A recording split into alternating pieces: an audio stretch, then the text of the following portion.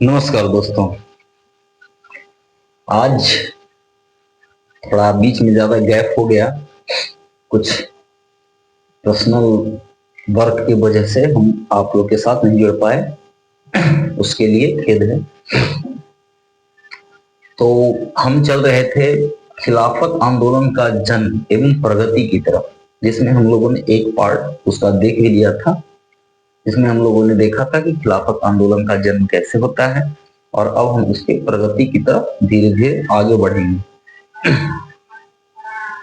यहाँ हम आपसे एक बात स्पष्ट कर देना चाहते हैं कि ये जो पूरा का पूरा टॉपिक है वो बड़ा इंटरेस्टिंग है और बड़ा टॉपिक है, इसलिए इसके जो छोटे छोटे पार्ट हैं इसको हम छोटे छोटे पार्ट में डिवाइड करके पढ़ेंगे, ताकि हम इसकी सत्यता को और इसकी गहराइयों को अच्छे से समझ सकें।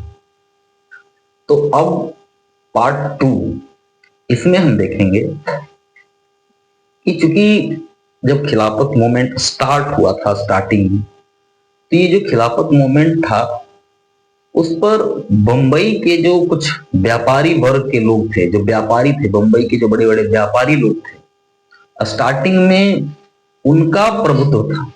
मतलब इस खिलाफत मूवमेंट को वही लोग जो है वो लीड कर रहे थे। लेकिन मतलब आज भी जैसा कि आप देखते हैं कि कोई भी आंदोलन होता है तो जो भी व्यापारी वर्ग होता है वही उस आंदोलन को फंडिंग करता है, क्योंकि आंदोलन के लिए पैसा चाहिए, और जब तक पैसा होगा नहीं तब तक आंदोलन जो है वो ज्यादा लंबा समय तक नहीं टिक पाएगा। अब आगे देखते हैं हम कि 21 सितंबर 1919 ईस्वी को लखनऊ में जो अखिल भारतीय खिलाफत कमेटी है उसकी बैठक होती है,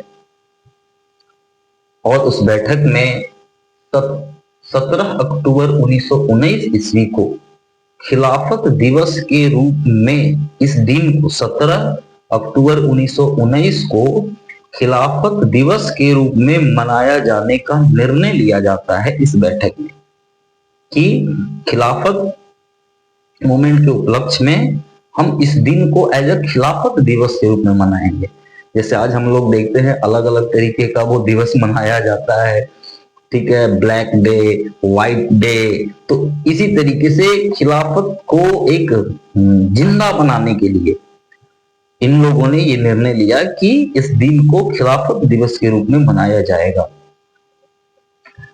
इसके साथ कांग्रेस और खास करके गांधी जी का भी इस आंदोलन के प्रति विशेष जुड़ाव था, विशेष लगाव था, क्योंकि गांधी जी को ऐसा लग रहा था कि मुसलमानों को अपने साथ जोड़ने का इससे कोई अच्छा मौका नहीं हो। इसलिए गांधी जी का भी लोगों को ये अपील था कि भाई आप ज्यादा से ज्यादा इस आंदोलन में पार्टिसिपेट करें, जिसके कारण बंबई, मद्रास और बंगलोर जो कि उस समय के महानगर हुआ करते थे, इसके साथ साथ बंगाल और उत्तर प्रदेश, जहां सबसे ज्यादा मुस्लिम आबादी निवास करती थी, और आज भी जो सबसे ज्यादा मुस्लिम आबादी है वो यही दो राज्य में है। बंगाल, जैसा कि आप लोग देख रहे हैं कि बंगाल का एक पार्ट मतलब पश्चिम बंगाल हमारे पास है, फिर भी वहां जो मुस्लिम आबादी है उसको भी आप जानते हैं, और वहां क्या स्थिति है उसको भी आप जानते हैं। और जो दूसरा पार्ट चला गया पाकिस्तान में, जो कि बाद में बांग्लादेश बना, उसका आज क्या स्थिति है आज के डेट में वो भी आपसे छुपा हुआ नहीं है। आप न्यूज देखते होंगे तो वहां आपको पता चल जाएगा कि वहां हिंदुओं का बंगाल में क्या स्थिति है, खास करके वो बंगाल में जो बंगाल आज चला गया है पाकिस्तान में पहले गया और फिर आज वो बांग्लादेश बन गया है। तो इन सारी जगहों पे जहां पे मुस्लिम आबादी ज्यादा था वहां पे इसका व्यापक असर देखा गया। इसके साथ आज उत्तर प्रदेश का भी आप देखिए, उत्तर प्रदेश में क्या स्थिति बना हुआ है, ठीक है। तो ये सारे के सारे जो तथ्य हैं वो कहीं ना कहीं इस खिलाफत मोमेंट से ही निकल के आते हैं। इसलिए गांधी जी का इस स्टेप पे कई एक जो इतिहासकार हैं वो उनकी आलोचना करते हैं, और उनका मानना है, और मेरा भी ऐसा मानना है, कि अगर ये खिलाफत मूवमेंट को गांधी का शुरुआत में ही सपोर्ट ना होता तो भारत का विभाजन ना होता, क्योंकि भारत विभाजन का जो मानसिकता है वो कहीं ना कहीं खिलाफत आंदोलन में ही उसका जन्म हुआ। और आज अगर ये खिलाफत मूवमेंट ना होता तो भारत एकजुट भी होता, या अगर भारत टूट भी गया था तो आज जो बांग्लादेश में स्थिति है, भारत के सामने वो परिस्थिति ना होता, और आज यूपी में या और भी जगहों पे जो स्थिति है वो स्थिति भी भारत के पास ना होता। मतलब भारत एक मजबूत, एक सशक्त देश होता। खैर, इसकी विवेचना हम कभी और आगे करेंगे। तो आगे देखते हैं इसके बाद क्या होता है कि 1919 ईस्वी में अली बंधु जिसमें शौकत अली और वो मोहम्मद अली दो भाई थे जो कि इसको लीड कर रहे थे। इसके साथ हमारे जो पहले गृह मंत्री बने थे, शिक्षा मंत्री बने थे, मौलाना अब्दुल कलाम आजाद, इन लोगों को जेल से रिहा कर दिया गया। और जब इन लोगों को जेल से रिहा किया गया तो आंदोलन का एक नया चैप्टर स्टार्ट हुआ। मतलब आंदोलन फिर से और तीव्रता से स्टार्ट हुआ। विदेशी वस्तुओं के बहिष्कार का भी निर्णय लिया गया, लेकिन बाद में गांधी जी ने इस पर थोड़ा अपना जो स्टैंड था उसको मनाया खिलाफत के नेताओं को कि नहीं, जो अंग्रेजी सामान है उसका बहिष्कार ना किया जाए। अब पता नहीं यहाँ पे गांधी जी ने ऐसा क्यों किया, लेकिन उनका असर ये रहा कि जो विदेशी सामान है उसका बहिष्कार का जो सिस्टम था उस पर थोड़ा रोक रहा। लेकिन जगह जगह पे जो सिब्र की संधि की गई थी और अंग्रेजों ने जो युद्ध जीता था तो उसका जो खुशियां मनाया जा रहा था वो आंशिक रहा। कई एक जगहों पे विरोध प्रदर्शन हुआ, आंदोलन हुआ। ऐसा इसलिए था कि चूंकि 14 मई 1920 को सिब्र की संधि की शर्तों की घोषणा कर दी गई। मतलब अंग्रेज ने कहा कि भैया दबाव तो तुम लोग पहले से डाल ही रहा है हमारे ऊपर, और जैसा कि हम लोगों ने देखा था पिछले वीडियो में कि वहां के जो प्राइम मिनिस्टर वायसराय थे, जो भारत में ब्रिटिश के वायसराय थे, उनसे जब पूछा गया तो उन्होंने कहा कि भाई तुर्की को युद्ध में शामिल होने का सजा भुगतना ही पड़ेगा, और तुर्की के साथ भी वही किया जाएगा जो कि जर्मनी के मदद करने वाले अन्य देशों के साथ किया जा रहा है। इसमें कोई कॉन्सेशन नहीं होगा। और ये जो संधि का शर्त था उसका घोषणा कर दिया गया, और इस संधि के शर्त के अकॉर्डिंग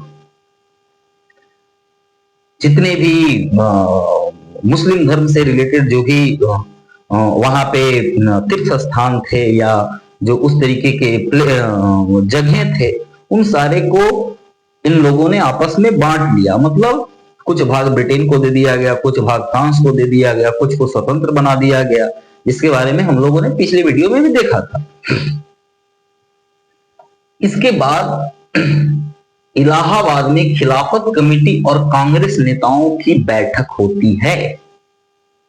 मतलब खिलाफत नेता और कांग्रेस के जो बड़े बड़े लीडर थे वो दोनों इलाहाबाद में बैठक करते हैं, और उस बैठक में निर्णय लिया जाता है कि गांधी जी, खास करके गांधी जी का उसमें बहुत बड़ा योगदान था कि गांधी जी ने ये निर्णय लिया या कांग्रेस नेताओं पे ये दबाव डाला कि वो ये निर्णय लें कि खिलाफत मूवमेंट के सपोर्ट में असहयोग आंदोलन जो है वो स्टार्ट किया जाएगा।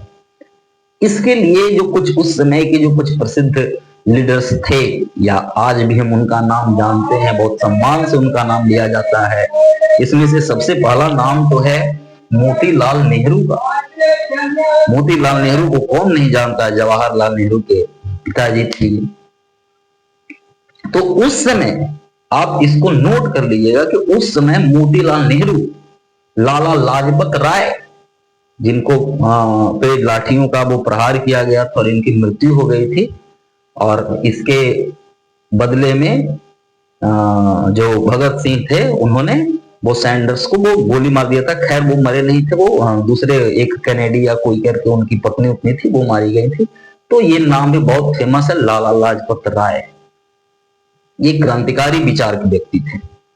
इसके साथ चित्तरंजन दास, ये जो कुछ महत्वपूर्ण लीडर्स थे, उन्होंने इस बात का विरोध किया, कहा कि नहीं, खिलाफत के नाम पे हम असहयोग आंदोलन क्यों स्टार्ट करें? अगर हमको करना ही है तो हम असहयोग आंदोलन स्टार्ट करें, खिलाफत को हम अपने साथ क्यों जोड़ रहे हैं? ये खिलाफत आंदोलन तो मुसलमानों का एक धार्मिक आंदोलन है, इस धार्मिक आंदोलन को हम राजनीतिक आंदोलन के साथ क्यों जोड़ें? लेकिन गांधी जी ने इनकी बातों को नहीं माना, क्योंकि उनको लग रहा था कि जो यहाँ के मुसलमान हैं वो धर्म के नाम पर ही हमारे साथ जुड़ सकते हैं। और गांधी जी ने इस मोमेंट को पूरा भुनाने का पूरा प्लान जो है वो तैयार कर लिया था। इसके लिए इन सारे लोगों के विरोध के बावजूद खिलाफत और असहयोग आंदोलन को सफल बनाने के लिए एक कांग्रेस उप समिति की स्थापना की गई, जिसका काम होगा इस मोमेंट को देखना कि भाई मोमेंट कहां जा रहा है, बढ़ रहा है, नहीं बढ़ रहा है, इसमें और क्या जरूरत है। मतलब वो पूरा जो ये आंदोलन है उसको निगरानी करना या उसको लीड करना। तो एक उप समिति की स्थापना की गई और उस उप समिति के अध्यक्ष स्वयं गांधी जी बने, क्योंकि गांधी जी को लग रहा था कि कांग्रेस के जो कुछ लीडर है वो सही तरीके से इस आंदोलन को लीड नहीं करेंगे, क्योंकि गांधी जी वैसे अध्यक्ष जल्दी बनते नहीं थे। बाद में भी आप देखें कि वो कोई पद जो है वो स्वीकार नहीं किए थे, ना तो प्रधानमंत्री, अगर चाहते तो प्रधानमंत्री, राष्ट्रपति जो चाहते वो बन जाते वो, लेकिन गांधी जी ने कोई पद स्वीकार नहीं किया था। लेकिन यहां जो खिलाफत मूवमेंट को लीड करने के लिए जो एक उप समिति बनाई गई, उस उप समिति का अध्यक्ष स्वयं गांधी जी थे। मतलब इन बातों से आप ये अंदाजा लगा सकते हैं कि गांधी जी इस खिलाफत मूवमेंट को बढ़ाने के लिए या इसको लीड करने में इनको कितना इंटरेस्ट था, कितना मजा आ रहा था इनको, या वो इस आंदोलन को कितना महत्व देते थे। इन सारी चीजों को आप इस बिंदु से समझ सकते हैं। 1920 में कांग्रेस का एक विशेष अधिवेशन बुलाया गया इसके लिए। अब आप पूछिएगा कि विशेष अधिवेशन क्या होता है? तो चूंकि ऐसा है कि कांग्रेस का हमेशा दिसंबर में एक वार्षिक अधिवेशन होता था, लेकिन अगर कभी जरूरत पड़ा, मान लीजिए कि कोई बड़ा मैटर आ गया, कोई अलग निर्णय लेना है, तो भाई फिर दिसंबर तक इंतजार नहीं किया जाएगा, उसके लिए बीच में ही एक अधिवेशन बुला लिया जाएगा। तो वो जो अधिवेशन होगा वो विशेष अधिवेशन होगा, मतलब कोई विशेष कार्य के लिए अधिवेशन बुलाया जाना। तो इसके लिए गांधी जी ने कांग्रेस का विशेष अधिवेशन बुलाया और उस विशेष अधिवेशन में 804 के विरुद्ध 1826 मतों से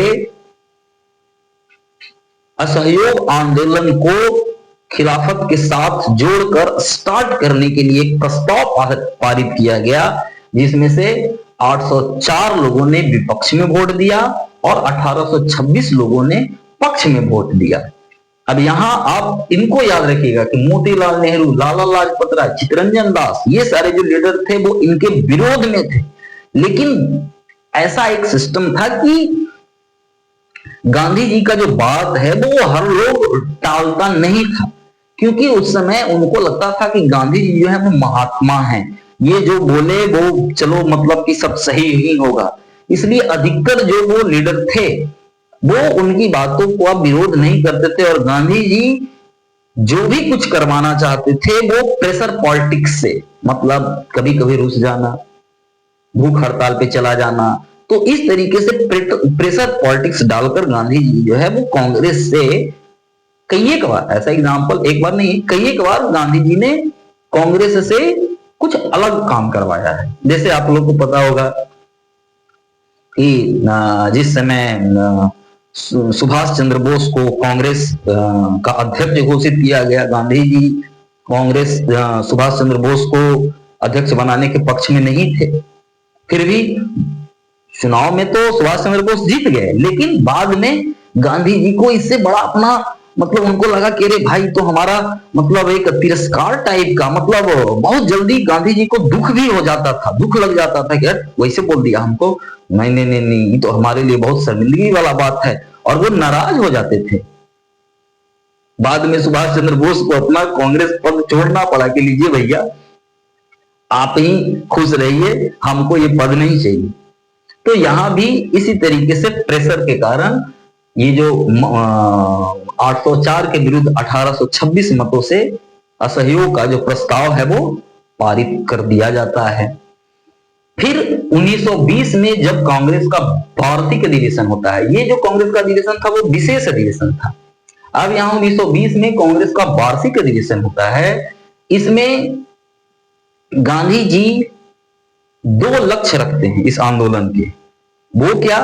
तो पहला लक्ष्य था स्वराज्य की प्राप्ति और दूसरा खिलाफत के उद्देश्यों की प्राप्ति। अब यहां जो गांधी जी का दो लक्ष्य था, स्वराज्य की प्राप्ति और खिलाफत के उद्देश्यों की प्राप्ति, अब ये भी बड़ा कंफ्यूजिंग है, क्योंकि स्वराज्य की प्राप्ति का क्या मतलब था, गांधी जी ने इसको व्याख्यायित नहीं किया। ये नहीं बताया कि स्वराज्य का प्राप्ति का मतलब क्या होगा। किसानों को लगा कि जमींदारों से आजादी, जमींदार जो उनसे ज्यादा कर लेते हैं, उनसे आजादी उनके लिए स्वराज्य की प्राप्ति था। मजदूरों को लगा कि भाई हमको वर्किंग आवर मतलब काम कम करना पड़ेगा और हम लोग को वेतन ज्यादा मिलेगा, उनके लिए वो स्वराज की प्राप्ति था। जो एक तरीके से जो ट्राइबल पीपल थे, वहां पे जो अंग्रेजों ने उनका एरिया धीरे धीरे घेर लिया था, तो उनको लग रहा था कि अंग्रेज को यहाँ से खदेड़ के भगा देंगे तो हमारे लिए ये स्वराज की प्राप्ति होगा। मतलब कहने का मतलब यह है कि समाज का हर एक वर्ग जो था वो कंफ्यूज था। उसको ये पता ही नहीं था कि स्वराज्य का मतलब क्या है। लोग अपने अपने तरीके से स्वराज्य का मतलब निकाल रहे थे। जैसे बताए, किसान को कर कम देना पड़े, मजदूर को वेतन ज्यादा मिल जाए, जो बड़े जमींदार हैं उनको अंग्रेजों से रियायत मिल जाए, जो बड़े बिजनेसमैन हैं उनको बिजनेस में कुछ रिलीफ मिल जाए, जो छोटे बिजनेसमैन हैं उनको बिजनेस में ज्यादा सहभागिता मिले। मतलब कहीं इसको एक कैरेक्टर इसका नहीं बताया गया कि हाँ मतलब स्वराज की प्राप्ति का मतलब क्या होगा। भैया समझ लो तुम लोग, स्वराज के प्राप्ति तुम लोग को हो जाएगा। अब क्या है स्वराज वो तुम समझो। जैसे बाद में कांग्रेस का एक नारा आया था, गरीबी हटाओ, मतलब गरीबी हम हटा देंगे। अब कहां कहां हटाएंगे, कैसे हटाएंगे, गरीबी का क्या मतलब होना चाहिए, गरीबी के लिए क्या स्टैंडर्ड होना चाहिए, लिविंग स्टैंडर्ड क्या होना चाहिए, एजुकेशन सिस्टम क्या होना चाहिए, इन सारे बातों से कोई मतलब नहीं है, गरीबी हटा देंगे। और आप लोग को पता ही है गरीबी हट गया है कि गरीबी अभी है। तो इसी तरीके से गांधी जी ने स्वराज्य की प्राप्ति, जो कि एक राजनीतिक कारण था और सबसे मेन कारण था असहयोग आंदोलन का, इसको सही तरीके से इसकी व्याख्या ही नहीं की गई कि स्वराज्य की प्राप्ति का मतलब क्या होगा। लेकिन खिलाफत के उद्देश्यों की प्राप्ति मतलब यहां ये क्लियर हो गया कि भाई खिलाफत के जो लीडर्स थे वो जिन सारी चीजों को चाहते थे, जिन उद्देश्यों को प्राप्त करना चाहते थे, जैसे खलीफा की पद की पुनर्स्थापना, मुस्लिम धर्म से जुड़े जितने भी धार्मिक स्थान हैं वो खलीफा को पुनः खलीफा के पास लौटाया जाए। तो इनका तो उद्देश्य जो था वो क्लियर था कि भाई इनके उद्देश्यों की प्राप्ति जब तक नहीं हो जाती है तब तक ये चलेगा आंदोलन। लेकिन स्वराज की प्राप्ति का कोई निश्चित सीमाएं नहीं था कि कहां जाकर लोगों को लगे कि हाँ अब स्वराज हमारा प्राप्त हो गया है, अब हम लोग स्वराज ले लिए हैं, अब हम लोग को आंदोलन रोक देना चाहिए। तो एक तरीके से यहां पे एक कंफ्यूजिंग पॉइंट है, जो कि खास करके उस समय के जो बहुसंख्यक लोग थे उनको उलझाने के लिए ये पॉइंट रखा गया था। आगे इसका क्या परिणाम हुआ तो उसकी चर्चा हम बाद में करेंगे, लेकिन अभी देखते हैं। कहता है कि इसके कारण मोपला में विद्रोह हुआ। कभी हम मोपला विद्रोह को पढ़ेंगे बाद में एक विस्तृत चैप्टर के रूप में। अभी हम बस ये समझ लेते हैं कि ये जो मोपला थे वो निम्न वर्गीय जो हिंदू थे वो कन्वर्ट होकर मुसलमान बन गए थे, ये मोपला कहलाते थे। और ये जो मोपला लोग थे इनको लग रहा था कि इनके जो अधिकतर जो जमींदार थे जो कि हिंदू थे, कि जमींदारों से आजादी ही हम लोगों के लिए स्वराज्य है। जैसा कि हमने बताया कि स्वराज्य की प्राप्ति का कोई एक निश्चित सीमा नहीं था कि स्वराज्य की प्राप्ति का मतलब क्या होगा।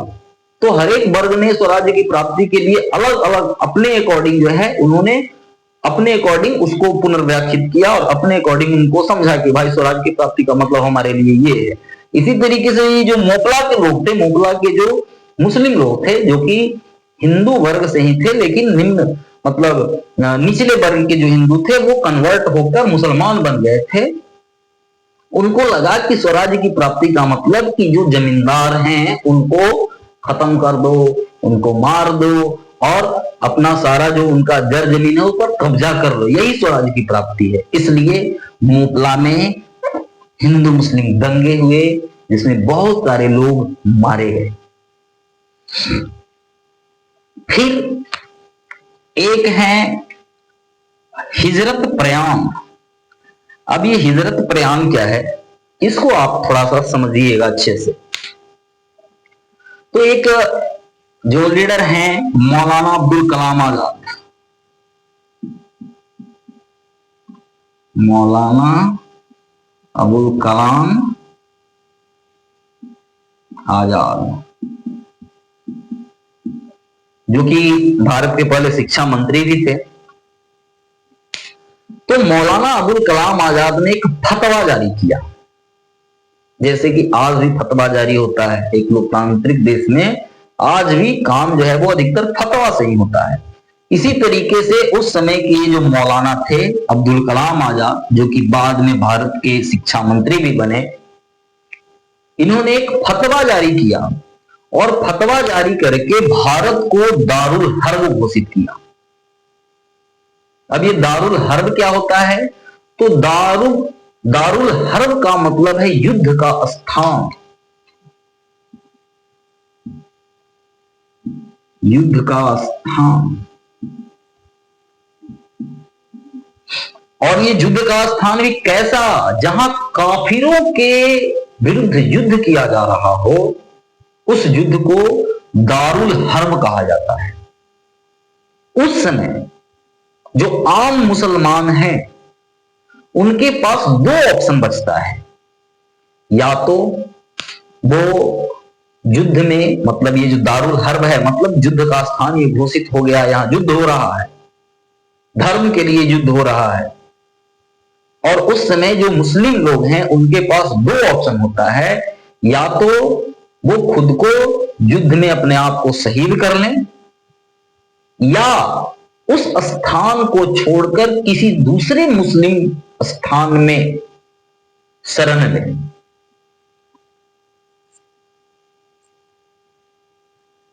इस स्थिति में भारत के जो, अब आप समझ सकते हैं कि स्थिति क्या था, और यही कारण था कि ये मोपला विद्रोह भी हुआ था। वहां के मुसलमानों को लगा कि भाई ये तो धर्म युद्ध है, जो भी हिंदू जमींदार हैं उनको मारो, ये तो अल्लाह का काम है, या तो हमको ये काम करना है, ये काम करते करते शहीद भी हो सकते हैं हम, या शहीद भी हो जाएंगे, होना ही है हमको, क्योंकि या तो हम शहीद होंगे नहीं तो फिर दूसरी जगह कोई जो मुस्लिम देश है वहां पे जाकर शरण लेंगे, क्योंकि दारुल हर्ब घोषित होने के बाद आम मुसलमानों के लिए दो ही रास्ते होते हैं। तो इस तरीके से मौलाना अब्दुल कलाम आजाद ने दारुल हर्ब घोषित कर दिया भारत को, और भारत को युद्ध का मैदान घोषित कर दिया, जिसमें जो आम मुसलमान थे उनके पास अब दो ऑप्शन था कि या तो वो युद्ध में अपने आप को शहीद कर ले या किसी दूसरे मुस्लिम राष्ट्र में जाकर शरण ले। तो कुछ जो लोग थे वो उन्होंने हिजरत, और जो दूसरे मुस्लिम राष्ट्रों में जाकर शरण ले मतलब या तो शहीद हो जाए या हिजरत प्रयाण करें, मतलब दूसरे मुस्लिम देशों में जाकर शरण ले। तो कहता है कि अक्टूबर 1920 तक जो सरकारी आंकड़ा है, सरकारी आंकड़ा में करीब 18,000 लोग ने हिजरत प्रयाण किया, लेकिन एक्चुअल में करीब 5 से 10 लाख लोगों ने हिजरत प्रयाण किया। हिजरत प्रयाण करने का मतलब क्या? ये खास करके वो लोग थे जो कि सिंध और उत्तर पश्चिम सीमा प्रांत के लोग थे। जैसे वो ऐसे ही आप लोगों को समझाने के लिए बना दे रहे हैं।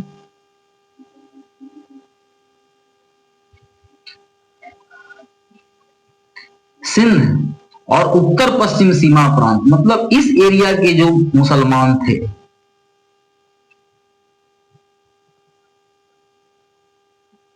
इन्होंने हिजरत प्रयाण को चुना। अब ये हिजरत प्रयाण करके ये कहां जाना चाहते थे? तो ये अफगानिस्तान, कुछ लोग जो है वो खैबर दर्रा जो है उसको पार करते हुए अफगानिस्तान की तरफ ये लोग आगे बढ़े। लेकिन जब अफगानिस्तान का जो शासक था उसको लगा कि ये इतना सारा जो मुहाजिर लोग हैं, अब ये मुहाजिर क्या है, तो इसको भी आप समझ लीजिए। मतलब इस्लाम धर्म में जो लोग, जैसे यहां हम बताए कि जब कोई स्थान दारुल हर्ब घोषित हो जाता है और उस स्थान में जो लोग वहां पे लड़ते हैं और शहीद हो जाते हैं, उनको अच्छा माना जाता है। और जो लोग हिजरत प्रयाण कर गए, मतलब कोई दूसरा राष्ट्र में जाके शरण ले लिए, तो उनको थोड़ा निम्न कैटेगरी का माना जाता है। जैसे एक तरीके से कह सकते हैं हम लोग कि भगोड़ा टाइप का उनको माना जाता है। और ये जो भगोड़ा टाइप वाला जो शब्द है वही है क्या? मुहाजिर, मुस्लिम धर्म। तो इन लोगों को लगा, अफगानिस्तान वाले को लगा कि ये मुहाजिरों का इतना बड़ा संख्या हमारे यहाँ आ रहा है तो हमारा पूरा सिस्टम खराब कर देगा। जैसा कि हम लोग आज भी देखें कि गाजा में जब युद्ध हो रहा है तो बहुत सारे जो लोग हैं हिजरत प्रयाण कर रहे हैं, भाग रहे हैं, लेकिन जो बगल वाला राष्ट्र है वो उनको शरण भी नहीं दे रहा है। फतवा तो जारी कर दिया, लेकिन फतवा जारी करने के बाद जो हिजरत प्रयाण कर रहा है लोग, उसके प्रति उस धर्म के और जो लोग हैं वो उसको बहुत निम्न दृष्टि से देखते हैं। मतलब कहने का मतलब है कि तुम शहीद ही हो जाओ, हिजरत प्रयाण जो है वो लास्ट ऑप्शन है। तो यहां से खास करके सिंध और उत्तर पश्चिम सीमा प्रांत के जो लोग थे उन्होंने यहां से हिजरत प्रयाण किया, लेकिन वहां उन लोगों को शरण नहीं दिया गया। अब एक तो ये बेचारे खैबर दर्रा को पार करके इतना लंबा दूरी, ये भी पहाड़ी वाला एरिया को पार करके ये वहां गए थे, बाद में फिर वहां से घूम के आए। तो बहुत सारे ऐसे लोग थे जो कि जाने और आने में रास्ता में ही वो अपना दम तोड़ दिए, और उनका जो दुख था, उनका जो दर्द था, उनका जो पीड़ा था, कहता है कि वो अकल्पनीय था, अकथनीय था। मतलब कितना उनको दुख हुआ था, कितना उनको दर्द हुआ था, उसकी कल्पना नहीं की जा सकती है, या उसको शब्दों में बताया नहीं जा सकता है कि उन लोगों को कितना परेशानी उठाना पड़ा। और ये जो काम था वो कौन कर रहा था? तो ये काम कर रहे थे मौलाना अब्दुल कलाम आजाद, जो कि हमारे भारत के शिक्षा मंत्री बने, पहले शिक्षा मंत्री। और इनके ऊपर बरदहस्त किसका था? तो बरदहस्त था महात्मा गांधी का।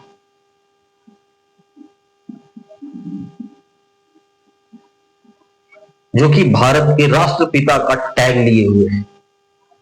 बाकी आप जो है इसको समझ ही रहे हैं, और ये एक जो टॉपिक है इसके बारे में हम लोगों ने यहाँ पे चर्चा किया। आगे जो है वो इसकी आगे इसका किस तरीके से प्रगति होता है उसके बारे में हम फिर से और पार्ट 3 भी लाएंगे। लेकिन इतना जो कंटेंट है वो आपको दिमाग में होना चाहिए, ताकि एग्जाम में अगर आपसे कोई भी क्वेश्चन आए या इस तरीके का क्वेश्चन है, खास करके जो हमारा टारगेट होता है वो सब्जेक्टिव डिस्क्रिप्टिव राइटिंग का होता है, ताकि आपके दिमाग में पूरा जो है कहानी हो और आप उसको डिस्क्राइब करके अपने शब्दों में लिख सकते हैं, ताकि उसमें आपका जो अपना नॉलेज है, अपना जो गहराई है, उसका पता चल सके एग्जामिनर को। तो आप इसको एंजॉय किए होंगे, और फिर मिलते हैं हम नेक्स्ट वीडियो में। तब तक के लिए धन्यवाद, नमस्कार।